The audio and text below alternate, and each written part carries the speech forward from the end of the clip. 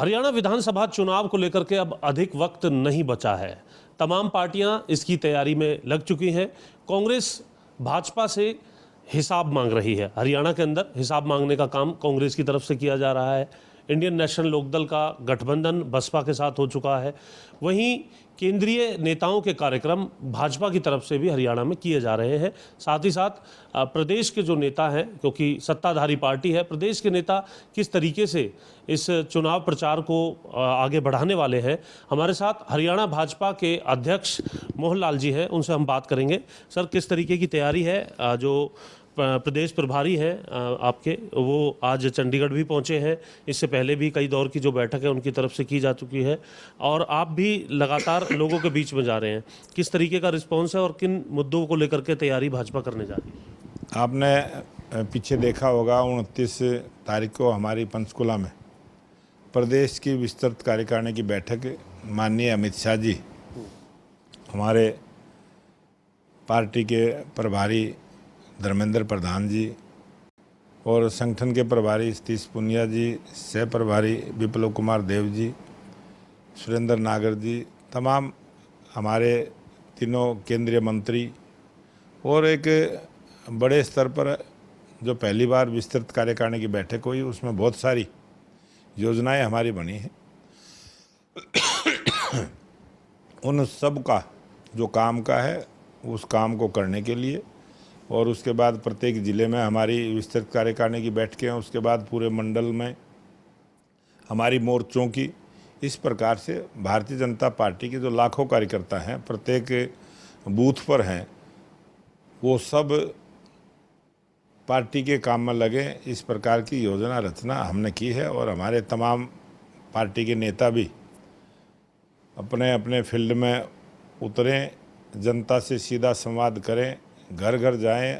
हरियाणा सरकार की 10 साल की जो उपलब्धियां हैं उनको आम आदमी तक पहुंचाने का काम करें। इस प्रकार की योजना रचना, ये हमारी पार्टी का एक पहले से ही चुनाव से पहले अग्रिम तैयारी हेतु हम ये काम करते हैं और उसी अभियान में लगे हैं। आज भी हमारी बैठक रहेगी और उसमें इसी प्रकार का पार्टी के काम को आगे बढ़ाने का हमारा प्रोग्राम है, उसको हम कर चुनावी तैयारी के तौर पर इसे देख सकते हैं। कौन कौन से प्रमुख लोग आज रहने वाले हैं? आप हैं, प्रभारी हैं, मुख्यमंत्री हैं, लेकिन इसके अलावा और कौन कौन लोग रहेंगे इस बैठक? संगठन के हमारे महामंत्री फणींद्र नाथ जी, तीनों महामंत्री, मैं हूँ, मुख्यमंत्री जी हैं और हमारे प्रभारी हैं।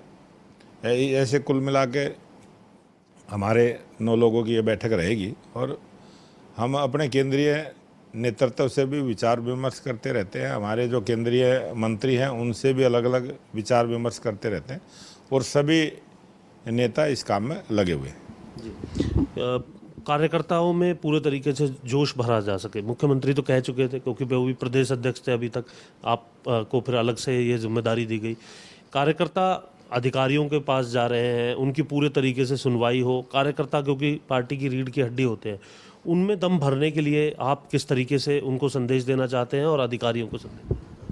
कार्यकर्ताओं में पूरा दम पहले से ही है, भरा हुआ है, और कार्यकर्ता काम में भी लगे हुए हैं, लेकिन बार बार नई सोच के साथ कार्यकर्ताओं को किस प्रकार से जो कांग्रेस पार्टी ने अपना नैरेटिव सेट करने का प्रयास किया है, झूठ का प्रचार किया है। कांग्रेस पार्टी जिस तरीके से झूठ बोलने का लगातार जनता के बीच में जाके काम कर रही है, और आने वाले समय में आप देखेंगे हरियाणा प्रदेश की जनता ही कांग्रेस से हिसाब मांगेगी। हरियाणा प्रदेश की जनता इस विधानसभा चुनाव में जो कांग्रेस पार्टी ने काले कारनामे अपने 10 वर्षों के शासन में किए थे, उनका हिसाब भी जनता ने पीछे भी चुनाव में भी दिया है, और इस चुनाव में भी जनता उनको हिसाब देने का काम करेगी।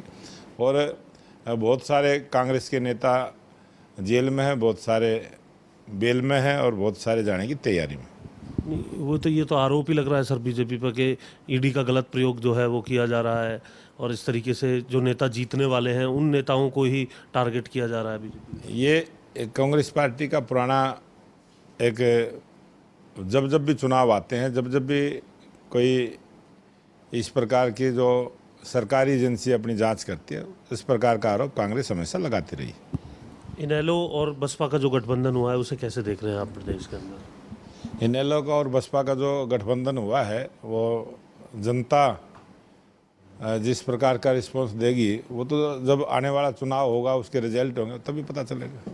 जी सर, एक राष्ट्रीय स्तर पर एक विवाद छिड़ रहा है, उसको लेकर के आपसे जानना चाहेंगे कि आपका क्या मानना है। उत्तर प्रदेश में जो दुकानों के बाहर प्रोपराइटर का नाम जो है पूरा अंक लिखने के लिए कहा गया है, उस पर आपकी क्या राय है? कांवड़ यात्रा को लेकर के जो आदेश आए हैं, ये सारा जो है जब भी कोई धार्मिक आयोजन हो और उस समय कोई उस लोगों की धार्मिक भावनाओं को भड़का के कोई दंगा ना हो जाए, इस प्रकार की, ये तो सुरक्षा की दृष्टि से जो सरकार ने कदम उठाया ये अच्छा कदम है और ये पूरे देश में होना चाहिए कि किस व्यक्ति का क्या कारोबार है उसके अगर प्रोपराइटर का आगे लगे तो अच्छी बात है, अच्छी परंपरा है।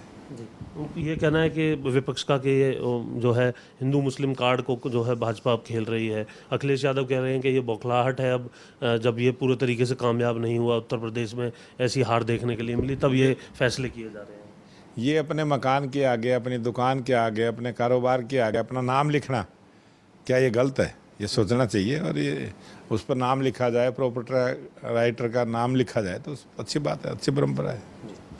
शुक्रिया बात करने के लिए। तो मोहनलाल कौशिक जी हमारे साथ थे। सीधे तौर पर भाजपा अपने रोड मैप को लेकर के लगातार तैयारियों में जुटी हुई है। जिले से लेकर के प्रदेश स्तर के नेता भी अलग अलग कार्यक्रमों में शिरकत कर रहे हैं, तो वहीं केंद्रीय नेताओं के कार्यक्रम किस प्रकार से रहेंगे इसको लेकर के लगातार बैठकों का दौर है। और आज भी इसी प्रकार की बैठक मुख्यमंत्री निवास पर हो रही है, जिसमें संगठन के सभी नेता, प्रदेश अध्यक्ष मोहनलाल जी और इसके साथ साथ प्रदेश प्रभारी सतीश पूनिया इस बैठक में मौजूद रहेंगे। संगठन के प्रमुख नेता भी इस बैठक के अंदर मौजूद रहने वाले हैं। चंडीगढ़ से कैमरामैन सूर्या के साथ जितेंद्र चौधरी, खबरें अभी तक।